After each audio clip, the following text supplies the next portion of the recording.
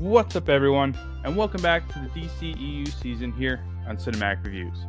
As always, I'll be your host, Chris, and this is the show about all things movies and TV. Every week, I give my thoughts on the newest releases, beloved franchises, and even upcoming projects, like Marvel and Star Wars. You can, of course, support the show by giving it a rating/review on your favorite podcast service. You can find the show now all over the world, which is super awesome. I really do appreciate all the support out there from you guys. You can also follow Cinematic Reviews on all social media platforms, including the very popular TikTok. You can find all the handles on the Facebook page. Just search for Cinematic Reviews. Now today we continue our journey through the DC Extended Universe with Aquaman. It stars Jason Momoa, Amber Heard, Patrick Wilson, Willem Dafoe, and Nicole Kidman. I've had a lot of fun during this season so far, and I'm super excited to dive into this film. Let's kick things off, though, with some facts about Aquaman.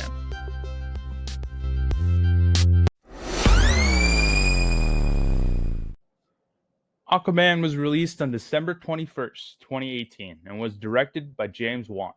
He is a legendary horror director who is best known for this, Saw, Insidious, The Conjuring, Furious 7, and Dead Silence. Aquaman grossed a massive $1.1 billion against a $160 million budget. This was the first DC Extended Universe film to pass the $1 billion mark, which is very impressive. The Dark Knight Rises was the last time that a DC film was able to hit that $1 billion mark. Jason Momoa specifically requested Temuera Morrison, to play the role of Arthur's father. There are numerous waterfalls that are seen in the film. This is an actual phenomenon in the ocean. The ocean is made up of two different layers of water: warm, light water, and cold, dense water. The layers are separate and cause the heavier cold water to fall, forming a waterfall. There's your science fact for the day, guys. During the duel between Orm and Aquaman, an octopus plays a drum solo. This is Topo, Aquaman's sidekick from the 1950s and 60s. This was confirmed by James Wan himself in a number of interviews. The 1954 film Creature from the Black Lagoon was a major influence of the trench monsters that we saw towards the end of the film. James Wan was actually given the choice to direct either Aquaman or The Flash. He chose Aquaman because he considered him an underdog in the universe. None of the underwater scenes were actually filmed underwater. Instead, the cast was rigged into harnesses along with extensive CG work. Patrick Wilson gained 20 pounds of muscle for the role of Orm in order to be a credible character as Jason Momoa's brother/rival. Kudos to you, Wilson, for putting in the effort. The submarine set was constructed on a platform over a water tank. To create the flooding, the set was lowered into the water tank. According to Momoa and James Wan, Aquaman takes place after Zack Snyder's Justice League, and not the theatrical version. There are, however, some inconsistencies, which I will bring up shortly. Peter Jackson was offered the director's chair for this film, but turned it down twice. He has no interest in directing superhero films. Momoa publicly expressed interest in Zack Snyder directing this film towards the beginning of production. This is actually Patrick Wilson's second DCEU role. He previously voiced the President in Batman v Superman. You probably remember that scene where they're tracking Superman in Doomsday, and he's the president on the phone that General Swanwick is talking to. And lastly, with the release of Aquaman, the DCEU crossed $4 billion at the box office, making it the first franchise to cross the milestone with the Furious films. I believe it was 6 films at the time, which is very, very impressive for DC. Now, let's get to my thoughts on Aquaman.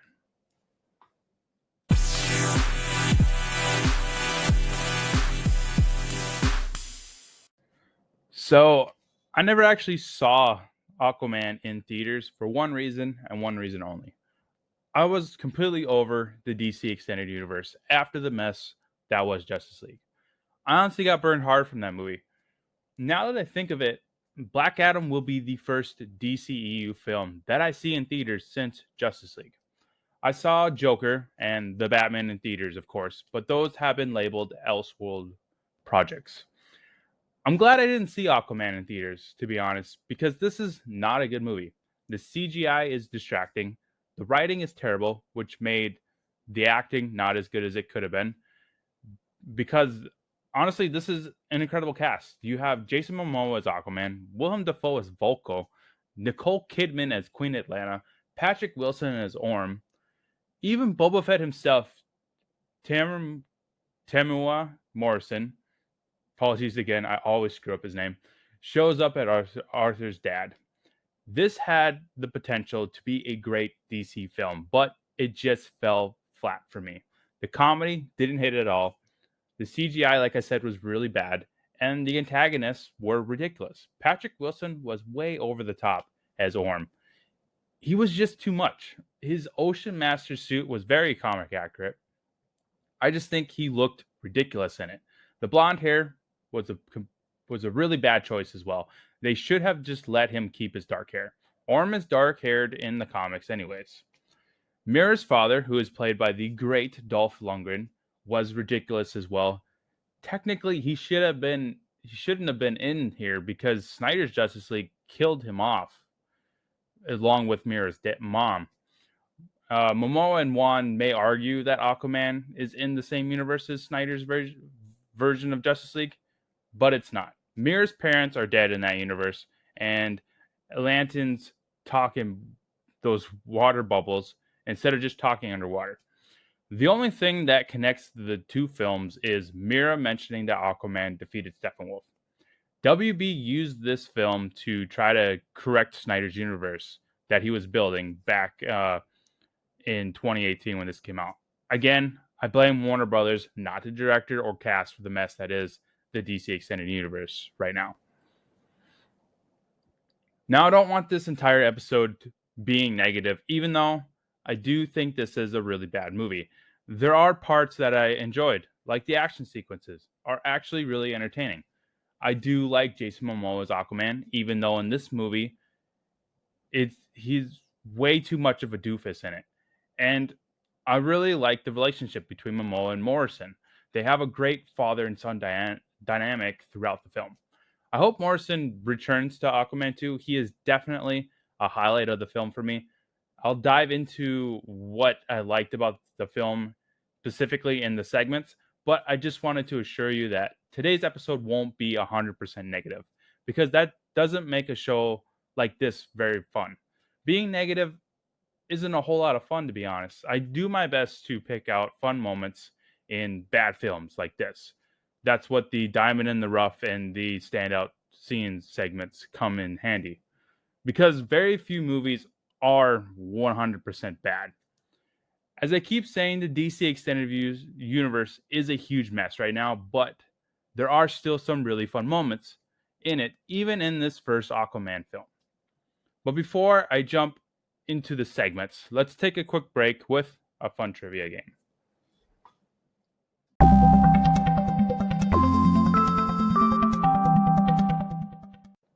So this is the part of the show for any new listeners out there where we take a break to play a fun trivia game in order to add some extra fun to the show. This trivia game is made up of 10 questions on the Aquaman movie and the character itself from the comics. Now, I haven't seen these questions yet because I want to experience them firsthand with you guys. But with that, let's get started. So question 1. What is Aquaman's Atlantean name? Is it Arthur, Orin, Garth, or Namor? Now, Arthur is his human name, I believe. Namor is from Marvel. Garth is just a random name in there. So we're going to go with Orin. Question 2. What is the name of Aquaman's biological father in the post-crisis continuity? Is it Tom Curry, Arthur Curry Sr., Atlantis, or Volko? Now, Volko is Willem Dafoe's character, and Atlantis, I believe, is Aquaman's father. So is it Tom Curry or Arthur Curry Sr.? In the movie, it's Tom, but I believe this is talking about the comic book run, but I think the movie is pretty accurate. So we're going to go with Tom Curry. True or false? In his Golden Age incarnation from more comics, Aquaman was a synthetic being created by a scientist. That is a tough question. I'm not too familiar with the comics of Aquaman, but I'm going to go with true. I mean, I guess I could see him being created by a scientist. What is the term for Aquaman's empathy among sea creatures? Fish speak, the clear, the wave, or incantheusis? However you say that. ICTHAYOSUS.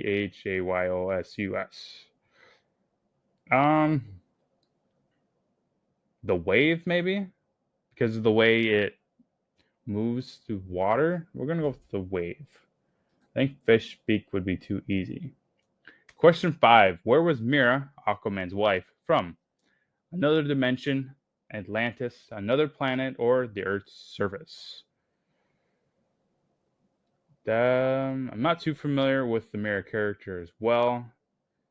Atlantis, I think, is where Aquaman is only from. Another planet doesn't make any sense. Earth's surface, no.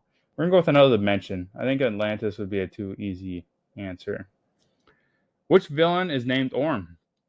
Tempest, Black Manta, Ocean Master, or Thanatos? Thanatos. It's Ocean Master. We're going to go with Ocean Master. Question 7. Give one of 2 names that the character Garth has been known by. There are 2 possible answers, 1 word each. I can't even think of this. So we're just going to totally guess.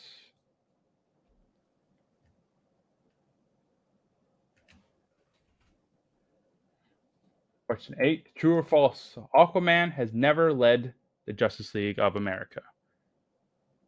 I think he has. But we're going to go with true. I could be wrong. I want to say he was at one point.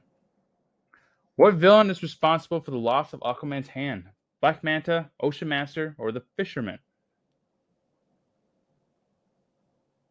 I'm going to go with Black Manta. I don't think that sounds right because, I mean, he's got the swords. We're going to go with Black Manta. Last question. What villain is responsible for the death of Aqua Baby? The Shark, Ocean Master, or Black Manta?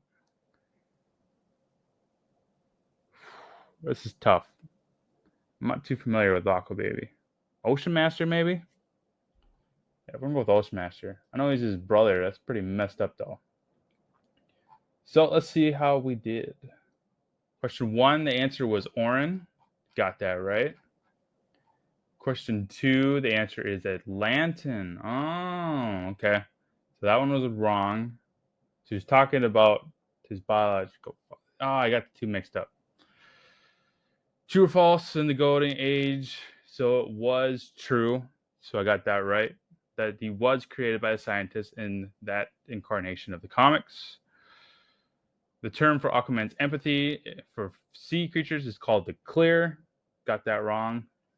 Where was Mira, Aquaman's wife, from? It was from another dimension. Got that right. Which villain is Orm? Ocean Master, of course. So Garth is actually Aqualad. For question 7, the answer was Aqualad. Interesting. I didn't even think of that. Aquaman has never led the Justice League. And the question was false. So I was right. He did lead it at some point. What villain is responsible for the loss of Aquaman's hand? Charbis. He has he's the villain with the prosthetic harpoon. Oh, okay. But now in the comics, he has a robotic hand. That's interesting. I'm going to have to go back and read those comics. What villain is responsible for the death of Aqua Baby? It was Black Manta. It was not Ocean Master, as I put. Okay. So I got maybe 4 or 5 of those right.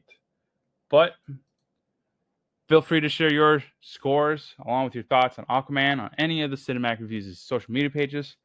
Half the fun, honestly, is doing a show like this, is talking with fans of the show about the movies I cover. So I would love to see all your comments, thoughts, arguments, debates that come out of from this quiz or from the movie itself. But with that, let's dive into the segments.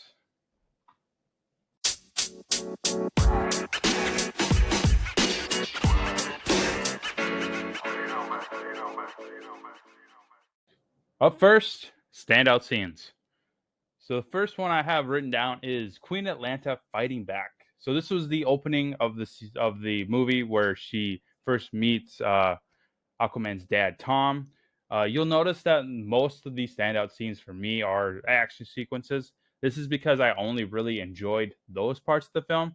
The action was really well done, starting with this first scene where, like I said, Aquaman's parents meet. Atlanta using her trident against the Atlantean commandos that come bursting into the house was really freaking cool. I love all the suits and the weapons and the tridents. All that technology from Atlantis is so cool, and I think the choreography is really, really solid in this scene and throughout the entire movie. James Wan really does an awesome job with action. Next scene I have is young Aquaman at the aquarium. I like this scene because it shows us how powerful Aquaman really is. He can talk to fish, which may sound dumb to some people, but I really enjoyed it. I think it's a pretty cool power, and the film did a decent job at presenting it to the audience in a cool way. Next, we get the submarine scene.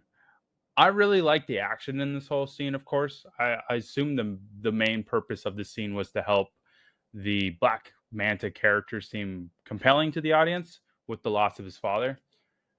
I just didn't feel anything for their relationship. I only like this scene because of the action sequences, like I said. Aquaman coming in and just wrecking everyone.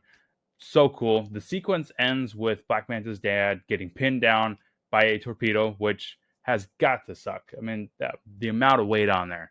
And then he decides to save his son by telling him to go, and he blows himself up, which I still don't understand why he did that. But the next one I have is meeting Volko. This is where the audience is introduced to the MacGuffin of the film, which is the Trident of the King. I only really like this scene, to no surprise, because of the quick action sequence that we get at the end of it. Some of the underwater effects are pretty cool in it as well. Like I said, the Atlantean weapons are pretty dope in this show. Yeah, I just really love the effect of those guns underwater. Next one is Aquaman training with Volko. I do like how this scene foreshadows the end fight with Ocean Master. I love callbacks in movies, and I think this film did a good job with this one. The spinning trident move is always really badass to me.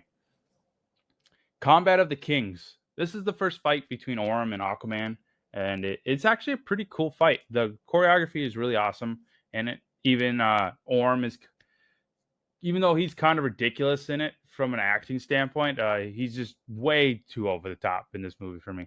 Again, though, the underwater effects are pretty cool as well. James Wan does put together some really cool action sequences in his movies. He did such an awesome job with the action in Furious 7. If you're a fan of that franchise, I think he did a solid job with the 7 film in there. Next is Black Manta making his own suit. I love a good montage scene, and this one was pretty cool. I like that he makes his own suit instead of already having it or giving a built suit from Ocean Master. The design of it, I think, is really awesome. I'm excited to see him return in Aquaman 2. Hopefully with not too big of a change to the suit, because I really love the design of it in this movie. So I hope they keep it for the most part. Aquaman versus Black Manta. This is probably my favorite scene of the film because the action is just really awesome in it. And with Black Manta shooting his red beam out of his helmet and still managing to beat the shit. Aquaman's still beating the shit out of him, even though he's got this red laser he's dodging around. It's just a really fun action scene that I really like. We get the monster fight on the boat. This is another quick action sequence that I enjoyed. The design of these little bastards are pretty cool. They were freaky as hell though, but I do like this little short action sequence before they reach the trench. Then we have Aquaman getting a new suit and the trident. I really love the design of this suit with the bright orange and green, very comic accurate for the most part. Jason Momoa made Aquaman badass, even in a bright suit like this. I mean, it may have seemed pretty ridiculous to other people, but I really liked it. I love the design and the coloring and all that. Jason Momoa just wears the shit out of it. And then the last one I have is Aquaman versus Ocean Master at the end. Orm, still over the top in this fight, but I really like the choreography in it. The callback, like I said, to the spinning trident move from Vulko is really awesome. I love the effect of it, especially with all the water and everything around it. Next, we have favorite quotes. So I've only got a couple of quotes that I liked because I just wasn't really vibing with this movie. It was only the action stuff that I really liked, but these I think there's 5 or 6 of these on here that I chuckled at and I really liked. So the first one I have is, "I'm Atlanta, Queen of Atlantis. I'm Tom, Keeper of the Lighthouse." I just chuckle at this. I think it's mostly because of how Morrison delivers that line. It makes me laugh. "Ask the sea for mercy." This, I think, is just a really badass line that Aquaman says. I like it. "Want me to have them put that in a sippy cup for you?" That another one that I chuckle from Morrison. I really like that bar scene where they're having the drinking contest, and even though Aquaman's Aquaman, his dad still beats him in a drinking contest. It's a really fun moment. "And I'm bringing the wrath of the 7 seas with me." Again, this is another badass line that I like. I believe Ocean Master says this. It's a really cool line. And then lastly, I have "the land and sea are one." This was I think this was Queen Atlanta who said this at the end. It's just a really cool line. I like it. It was pretty cool. But that's it for quotes. I mean, there wasn't really a whole lot of quotes that jumped out at me because I just didn't really vibe with the humor in this film, and I'll get more into that in the negative segment here shortly. But like some of the comic lines, like oh, what does he say? Oh, when they're in the little temple thing and they try to, and Mira puts sweat on the device to get it to open, and Aquaman replies, "I could have just peed on it." I mean, maybe to some people that was funny. I didn't find that part funny. It was just a terrible scene. But next, let's get the stuff that I did like with Diamond in the Rough. So first, it's of course the action sequences. Like I keep saying, the action is the only part of the film that kept me engaged. The choreography is really freaking good in it, and I like all the underwater effects of those sequences. My favorite sequence would have to be the fight with Black Manta in I think it's Italy or something that they're in, but his suit made the action really fun, especially the red beam that shoots out his helmet. It's so cool. Next, I have Jason Momoa's Aquaman. Momoa makes the character badass, honestly. Aquaman gets a lot of shit, even though he is a pretty cool superhero. I really like Momoa as Aquaman, and I hope Aquaman 2 continues to cement him as a major character in the DC Extended Universe.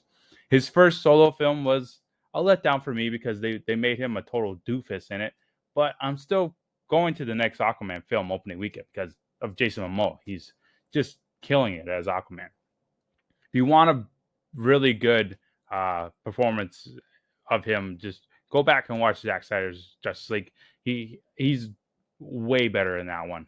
They just gave him a better dialogue and stuff to do in that one. Next, I have the Atlantean technology. All the tech in Atlantis is really freaking cool. All the suits and weapons are awesome. They help make the action sequences really fun and entertaining.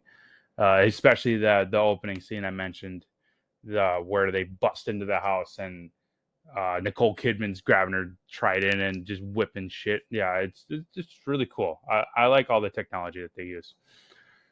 The costumes. Now, I really like the designs of all the costumes in the film, except for Dolph Lundgren's ridiculous red hair and beard. That was just a really bad choice. It just didn't work for me.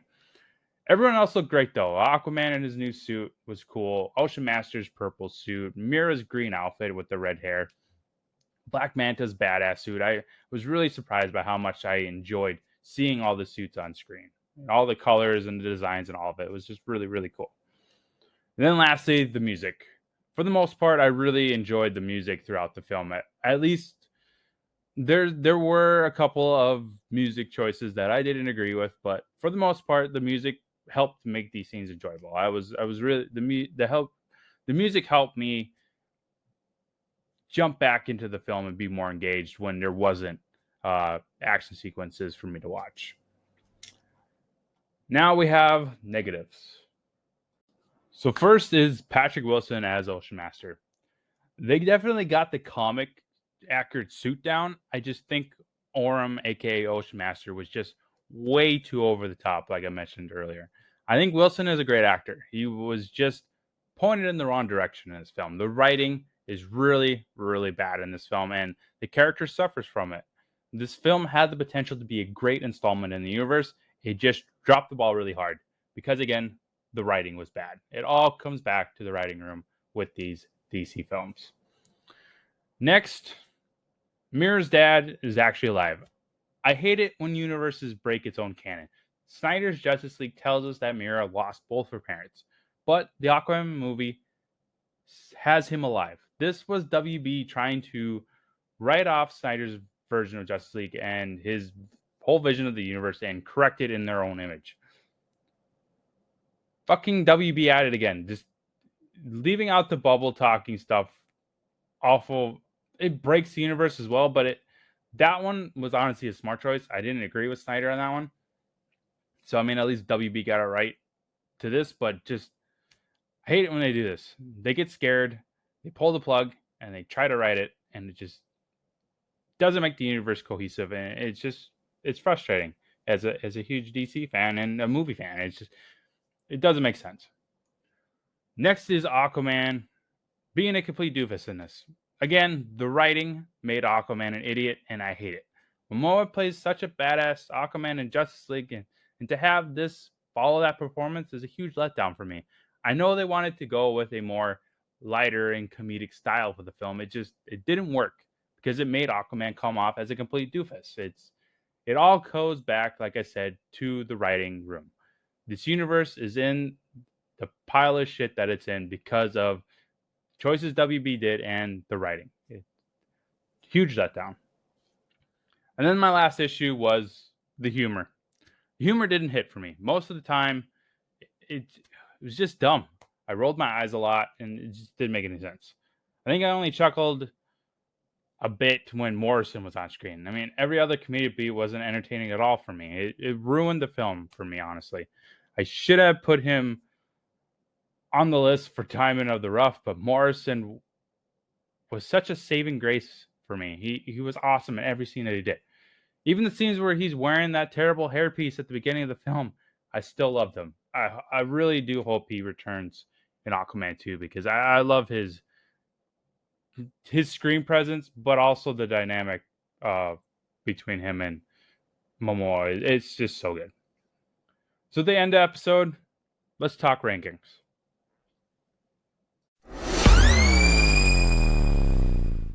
So as a refresher, here's the current list of the DC Extended Universe here at Cinematic Reviews. So at number 1, we have Zack Snyder's Justice League. 2, Batman v Superman Dawn of Justice Ultimate Edition. 3, Man of Steel. 4, Wonder Woman. 5, The Suicide Squad. 6, Shazam. 7, Birds of Prey.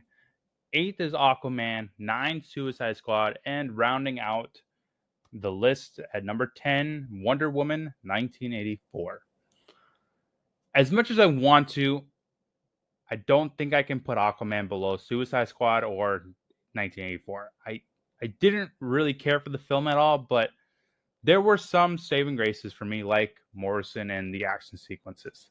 The action was actually pretty fun to watch, and the cool costumes helped as well.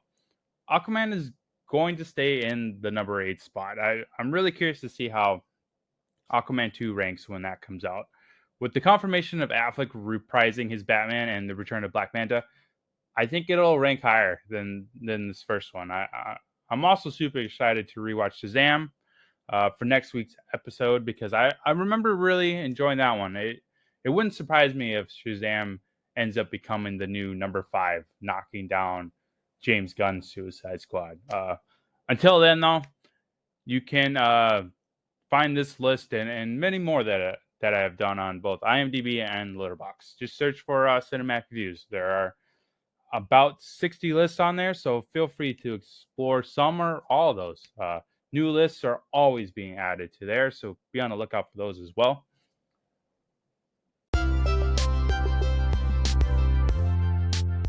Well, that'll do it for this installment in the DCEU season. Tune in next Friday for Shazam, which stars Zachary Levi as Shazam and Mark Strong. Also, join me every week for New Release Monday. Later, everyone.